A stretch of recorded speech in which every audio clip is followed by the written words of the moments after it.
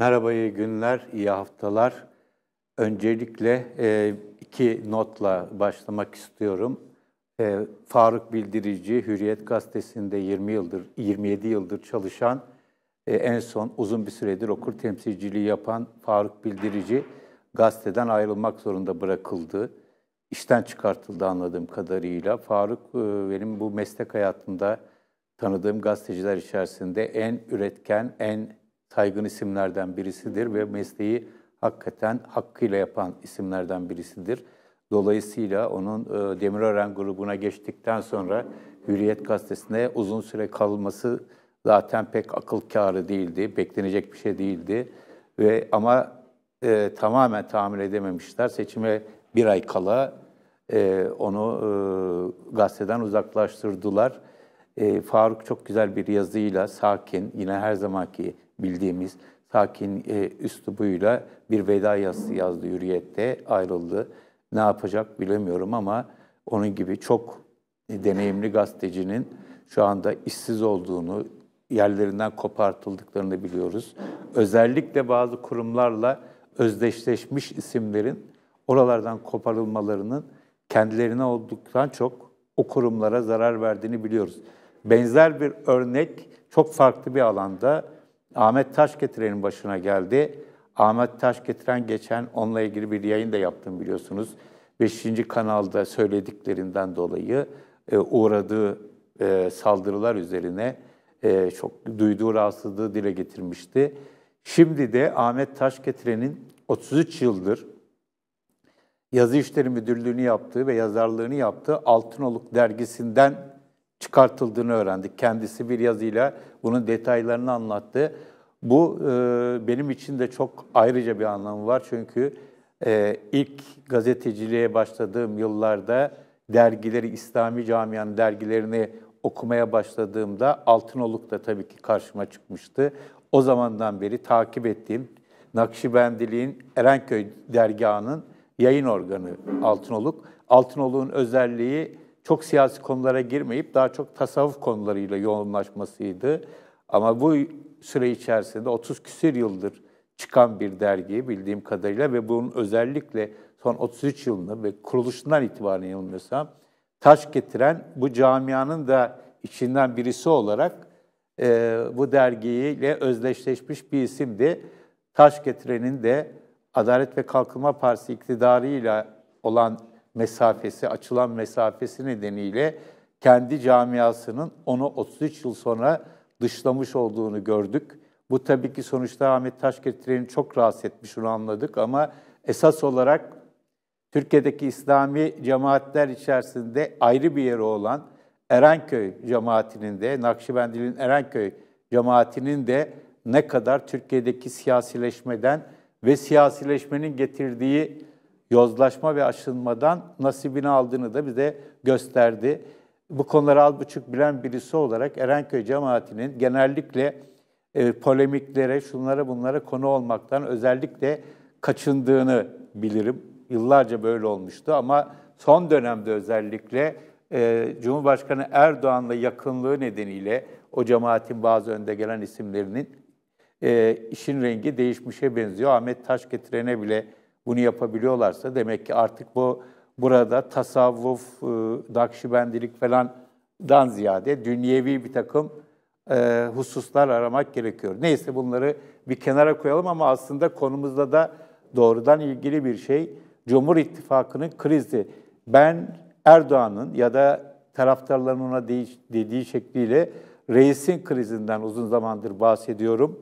Ve reis bu krizi, Erdoğan bu krizi aşmak için MHP ile ve Bahçeli ile stratejik bir ortaklık kurdu. Özellikle Haziran 2015 seçimlerinden sonra o ortaklıkla belli bir yere kadar geldi. Kendi krizini en azından öteledi, erteledi. Ama şimdi görüyoruz ki seçime 25 gün kala, yerel seçime 25 gün kala olay çok vahim bir boyutta. İkisinin bir araya gelmesi, hatta Büyük Birlik Partisi gibi bir takım başka küçük grupçukların da dahil olduğu bir ittifak bu. İşler işte kolay gözükmüyor. Bunu nereden anlıyoruz? Anketler deniyor ama Türkiye'de medyada böyle iktidar ortaklarını, Cumhur İttifakı'nı zor durumda gösteren öyle anketler falan çok göze çarpmıyor. Bunu basabilecek, geniş kitleye hitap eden yayın organı da yok. Ama anketleri nereden öğreniyoruz? Siyasi iktidar koalisyonunun temsilcileri anketlerden şikayet ettiği için öğreniyoruz. Bugün burada Ekrem İmamoğlu vardı. Ekrem İmamoğlu'nun arkadaşlarımız onu sordular, anketleri sordular. O da rakiplerinin şikayetinden hareketle anketlerin kendilerinin lehine olduğu sonucunu çıkarttıklarını söyledi ki böyle. Baktığımız zaman Cumhurbaşkanı Erdoğan başlattı bunu. Ankara'da Özaseki benzer şeyler söylüyor. Değişik yerlerde farklı farklı iktidar adayları anketlerden şikayet ediyorlar. Demek ki bir şeyler iyi gitmiyor. Ama başka bir takım hususlar da var. Mesela geçenlerde Devlet Bahçeli bir açıklama yaptı. 31 Mart'ta arzulanan sonuç çıkmasa dahi Cumhur İttifakı'nın yoluna devam edeceğini söyledi durup dururken. Seçimler öncesinde kimse kendisinin olumsuzluğu üzerine bir şey söylemez. Bu dünyanın çok eski bir kuralıdır. Yani böyle bir tevazu falan kaldırmaz seçimler. Yani kazanamazsak, başarılı olamazsak gibi bir cümle, şartlı cümle kurmak siyasetçinin lügatında yoktur. Ama Bahçeli böyle bir şeyi dile getirdi. Biraz üstü kapalımsı bir şekilde de olsa dile getirdi. Ama onun dışında bir takım başka göstergeler var. Bunlardan birisi, Mehmet Özaseki'nin geçenlerde yaptığı bir açıklama, eğer muhalefet yani Mansur Yavaş seçilirse terör örgütleri seçilmiş olacak ve belediyeye terör örgütü elemanları girecek. Evinizde su saatini okuyan insanlar DHKPC ya da PKK militanı olsun ister misiniz gibi bir cümle etti. Çok gerçekten şaşırtıcı bir cümle. Özel olarak çok şaşırdım çünkü Özaseki'yi yaklaşık 90'lı yılların başından beri kaç yıl olmuş yani 30 yıla yakın neredeyse süredir tanıyan bir gazeteciyim. Bayağı bir değişik ortam, değişik zamanlarda genellikle Kayseri'de çünkü ben 91'den itibaren birçok seçimi Kayseri'de bizzat izlemiş gazeteci olarak birisiyim. Ve oraya her gittiğimde de Özaseki ile karşılaşmışlığımız, sohbet etmişliğimiz vardır. Bence iyi bir siyasetçi ve iyi bir belediye başkanıdır. Türkiye ortalamasının üstündedir. Özaseki gibi bir de Kayserilidir tabii. Özaseki'nin Ankara'da böyle bir abes bir cümleyi kurmuş olması durumun kendisi için hiç de parlak olmadığını bana şahsen gösteriyor. Yani o bilmediğim birisi olsa, tanımadığım birisi olsa işte böyle şeyler söyleyenler de çıkıyor siyasette diyeceğim ama Özaseki'den böyle bir cümlenin çıkmış olması başlı başına manidar. Onu özellikle vurgulamak istiyorum. Zaten adaylığından önce kendisinin Ankara adaylığını istemediği yolunda çok şaya çıkmıştı. Şimdi biraz daha anlaşılır oluyor bu şaya. Benzer bir şey Binali Yıldırım için de söylenmişti. Onun da adaylığı pek istemediği söylenmişti.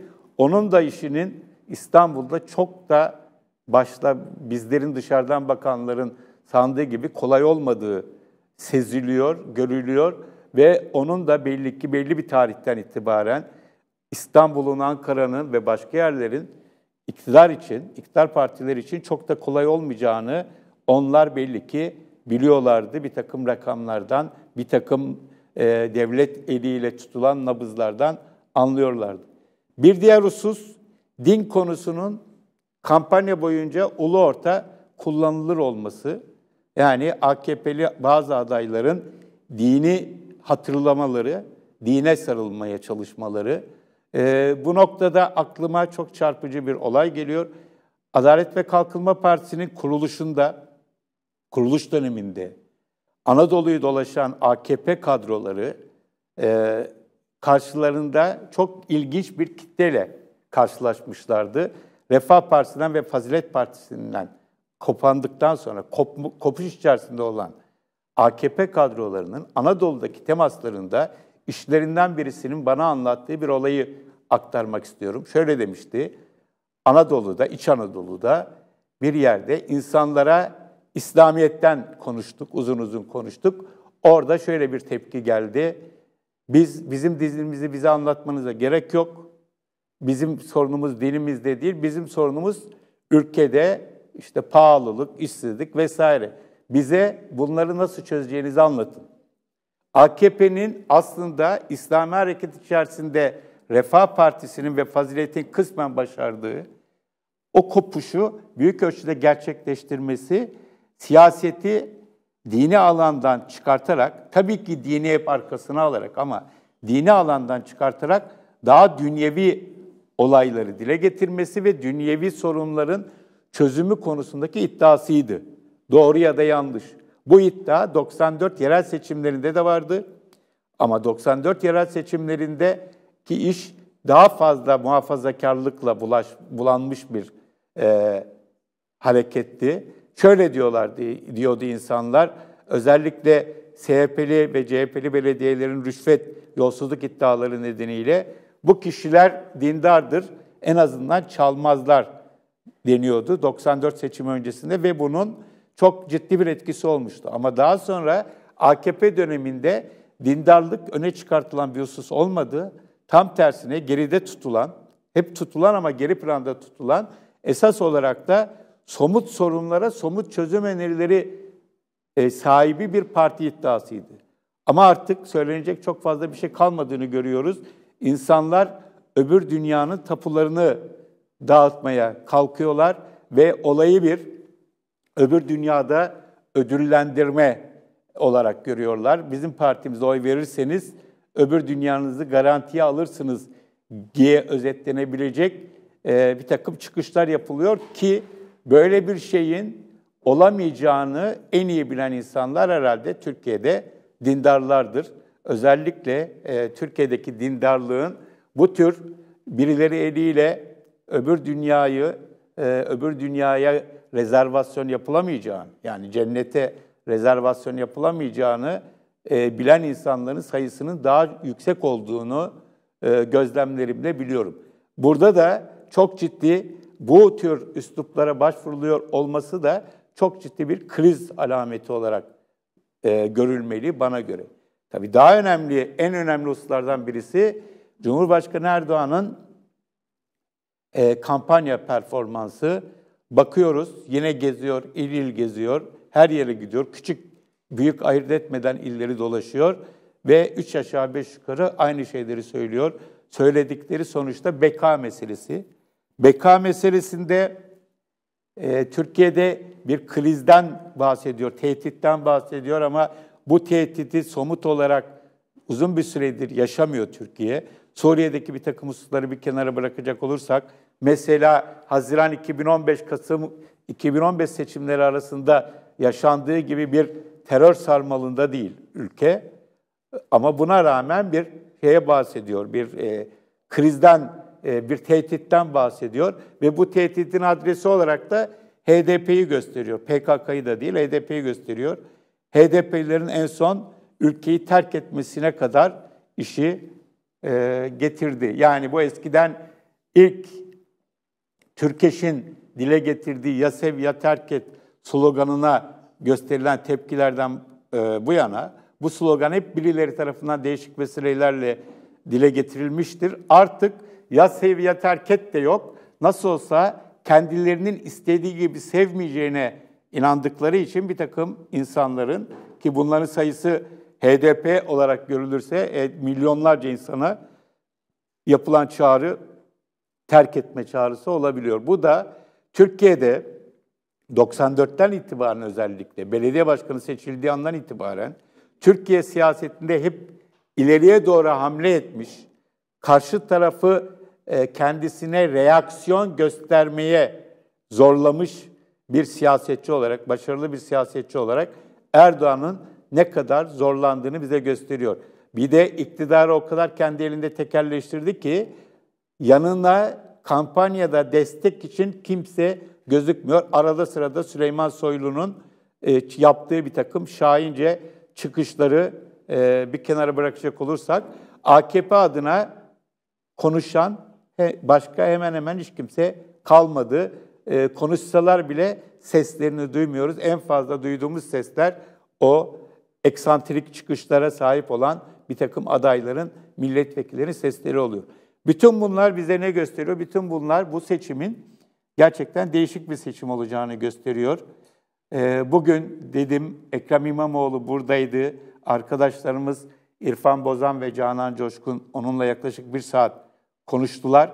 Orada Ekrem İmamoğlu'nun çizdiği profil aslında AKP'nin neden rahatsız olduğunu da bize gösteriyor. Bu noktada İrfan'ın yayında Ekrem İmamoğlu'na hatırlattığı bir husus var. Onun bir vaadi üzerine Cumhurbaşkanı Erdoğan kimin parasını kime veriyorsun ya da kime vermiyorsun?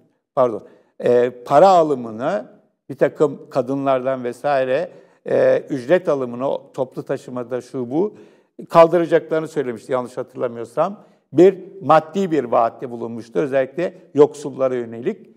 Erdoğan burada çok ciddi bir tepki gösterdi İmamoğlu'na. Bu bana çok eski, yani eski dediğim 2009 seçimleri öncesi. 2014'te çünkü Menderes Türel kazandı. 2009'da CHP'nin kazandığı bir yerel yönetim var. Üniversite rektörü, Akdeniz Üniversitesi rektörü ki o kadar başarısızmış ki şu anda adı aklıma bile gelmiyor. Ama onun seçimi kazanmasına yardımcı olan kampanya sorumlusu Ateş İlyas Başsoy'u hatırlıyorum. O kampanyayı nasıl kazandıklarını, neler yaşadıklarını anlatan kitap yazmıştı. Çok ilginç bir kitaptı, çok öğretici bir kitaptı. Ne zamandır Başsoy'un sesi çıkmıyor ama anladığım kadarıyla yine bu seçimde bir yerlerde CHP ile çalışıyormuş diye duydum. Doğru mudur emin değilim. Orada bir bölüm vardı. Bu çok çarpıcı bir bölümdü. Şöyle bir olay oluyor. O başkan adayına, profesöre, adını hala hatırlayamadığım profesöre söylüyor. Diyor ki, profesörün kampanyasında üniversiteler açmaca var. Antalya'yı üniversite kenti haline getirme var vesaire var.